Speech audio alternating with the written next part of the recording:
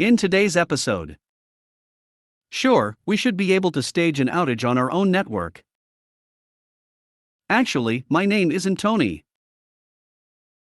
Your head end is overheating.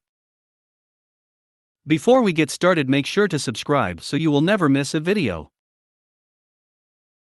So let's get started. Sure, we should be able to stage an outage on our own network.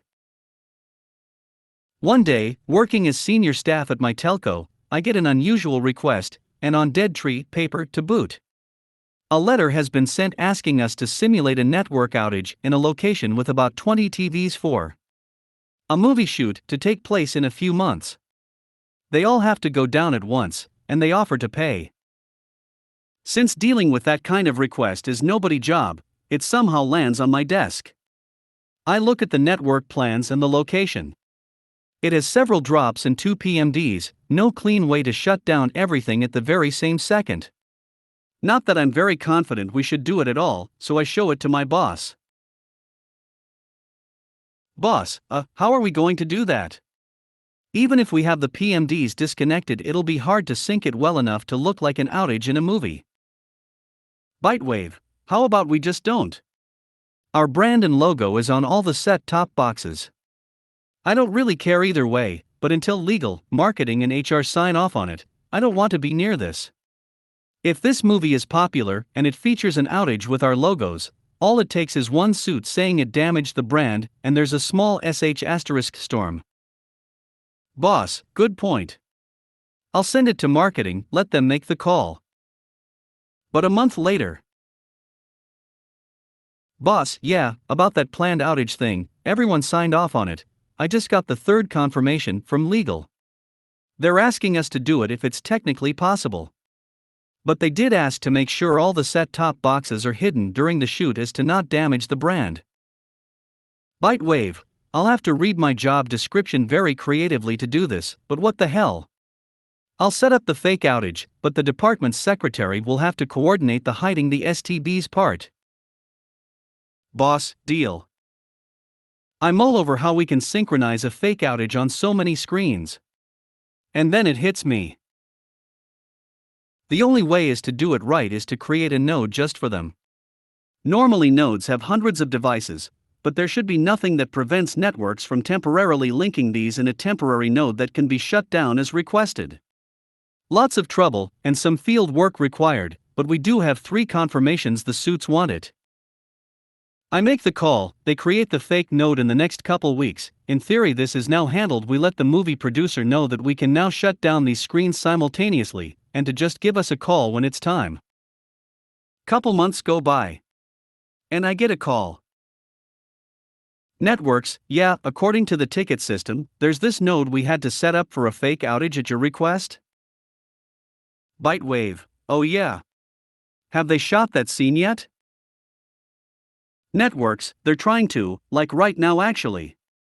I have someone on hold speaking to them. We have a problem.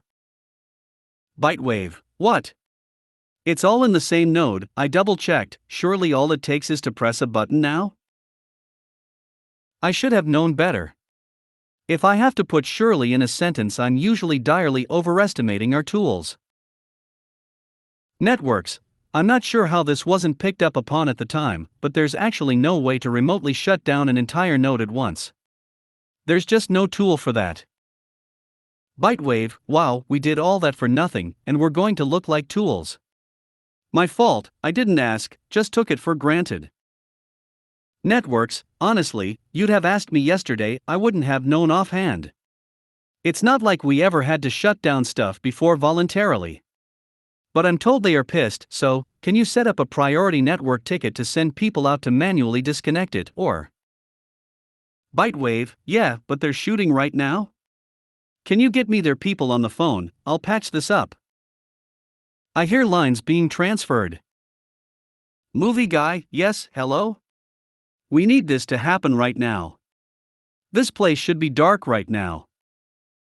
Bitewave, sorry for the inconvenience, we have some technical issues with what we promised you. We can send someone to fix it, but. You said dark? As in? Does your scene call for any equipment that requires electricity? Movie guy, the opposite. Everything needs to go dark. The only thing that should work here right now are my cameras and my lights. Bytewave, are your lights plugged in outlets or independently powered? Movie guy, no, not outlets. Our stuff fine on its own, we just need everything shut down here. Cable boxes all hidden, we ready to go. Sigh. Come on. Bytewave, hold a moment please. I dial the bat phone of the power company. Harry, power, level 3. Bytewave, hey, Harry. Bytewave at telco. I know you guys can remotely shut down a specific address. It's for a movie shoot, we were supposed to handle it but. Snafu. Harry, yeah. You give it to me, I press this button and the place goes dark in 3 seconds. Bytewave, conferencing you with the guy who will tell you when to press the button. Thank you, great service as always. All of Bytewave's tales on TFTS. Actually, my name isn't Tony. There's an hardware provider down in the States whom I must speak to once in a while, mostly because their product is often defective, and they're the only ones with the tools to confirm before I escalate. Sometimes I need to email them evidence to get a confirmation. One day I'm talking to a guy there named Tony Lane. Like everyone who works there, his full name happens to be 7 or 8 characters long, but I never thought about it. Who questions the name someone introduces themselves as? Admittedly, the last guy I talked to over there last was named John Bass and the one before was I think Gary Dole, but coincidence, right? Until he replies to my email. Bytewave, Tony, that email I just sent you was instantly forwarded to a Sebastian Yazierski, and you replied with that account. Sue. Do I call you Tony or Sebastian? Tony, oops. Actually, my name isn't Tony. It's Sebastian, my bad. I wasn't supposed to reply this way. Bytewave. Either is cool with me, but I kinda want the story here. Sebastian, well I wouldn't tell normally but given it was my mistake, if you'll keep a small secret. Yeah, Sebastian. The company assigns us short and simple names. So that we spend less time when we have to give out our email addresses or introduce ourselves, call length is metered and all. It works pretty well, usually. And there I stand in silent awe by the fact he isn't the least bit surprised or flabbergasted that his employer is asking him to lie about his name on every single call to shave off 4 seconds. It takes me about that long to regroup. Bytewave. Thank you, Sebastian, sorry for asking. I was still startled, but what is there to do with a revelation like this? Beyond surprise, for once I had nothing up my sleeve. All of Bytewave's tales on TFTS. Your head end is overheating. Years ago, I was offsite on a temporary assignment. As senior staff at my telco, I'm rarely involved in head-end issues. There's a solid third-level union team handling them. But any issues at that level can be catastrophic, meaning network failure for an entire region. I usually work in a city's downtown core, in a tall skyscraper. Some years ago, a call was sent out to our team for temporary assignments. One of us was needed at a rural location with a regional head-end for training purposes. There's a small call center way out there along with it, over 300 kilometers north. Huge change from my downtown office, but it was a lucrative offer. The work contract mandates multiple perks from travel costs to housing fees and generous overtime to work off-site. Great money for a few weeks away. I got it through seniority. When you're used to be working with a view on the downtown core, it's a shock when you end up in a 2-floor operation with sites on a cornfield, but hey, for the paycheck. I was aware there was a secondary head-end on site, but my temporary job there was to train new hires, so I didn't pay attention to anything else. Until I got a text. I previously wrote about a tool giving status of key equipment that my department shouldn't have, but that our shadow IT has full access to. In my absence, as per our internal protocol, Frank was next in line to handle our illicit tools. This one ensures senior staff has information on the status of all sensitive equipment at our telco, even though it should fall strictly under systems and networks purview. After a glance, I interrupt my class and give them some paperwork to review while I deal with my buzzing phone. TXT, Frank, head-end URET is overheating. Orange flag in the system status tool. Head-ends aren't as pretty as the world would like them to be. Lots of equipment, especially in rural head-ends, are woefully outdated and pump out way more heat than modern hardware would. This stuff is so costly that it's replaced mostly on a it's broken, and we can't fix it basis around here. TXT, Bytewave, K, systems or networks should notice. Nobody can know we know. TXT, Frank, I know they haven't. Can you just let the union sysadmin know on the D/L?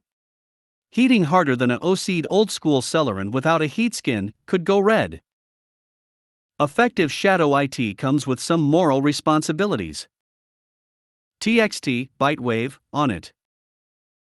Bytewave, once you're done with this paperwork, it'll be time for break. Please leave the copies on my desk, you have 15 more, and we'll resume in 30. My first step is to knock on the head-end's door, but there's no answer, so I ask a manager. Regional management, oh the head-end guys? Yeah, I don't think there's anyone today. We're not in Big City, there's only 3 guys rotating on this, one called in sick. But no worries, it runs itself. Bytewave, unattended head-ends? I knew this was the countryside, but geez. Friend at Systems told me there is a heat issue, do you have the keycard to access it? Regional management, air, nope. Only these 3 guys do. Are you sure? Bytewave, yes. But I really doubt only the 3 sysadmins have a keycard. Who is handling your cleaning around here? The way to get into any room. The janitor. 3 minutes later we have his card to open the sturdy door to the head end. It's just me and the manager. A small heatwave hits me as I walk in. This place should be around 16 Celsius to comply with company standards. Bytewave, head-end AC down. Call emergency maintenance now. Not like the janitor can fix it. Rules are pretty strict around here, only people with the right creds are allowed to deal with AC issues. Regional management, these guys cost a ton, maybe our people can fix it, let's leave the door open while I check with. I give him the death stare. Cheap ties are often clueless, but usually not. Maybe we should let 80K users go down to save $1K clueless. Regional management, fine, I guess you're ranking tech staff on site. But if it wasn't necessary, I'm giving your name. Good to know CYA is strong in the countryside too. I text my colleague Frank back. TXT, Bytewave, AC down on site, being handled. Notify our people in the know that Greater North area could go down for this province in the next hour if they aren't swift enough. All of Bytewave's tails on TFTS.